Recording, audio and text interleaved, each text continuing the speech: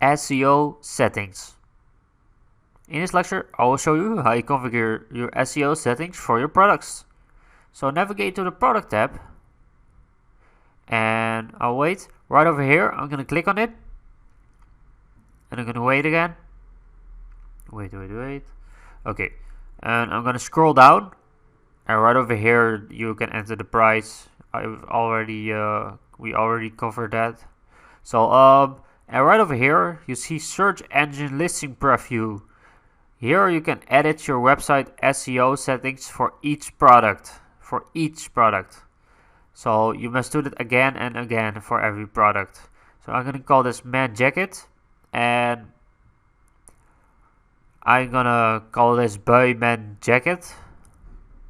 And then for example, people search on boy man jacket on skate store, they will find your product. So that's really useful. So I highly recommend to use these settings, and I will hit save. And yeah, that was it. So you must do this for every product again and again. It can take a lot of time, but it saves you a lot of money. Okay, I want to thank you for watching, and I will see you soon.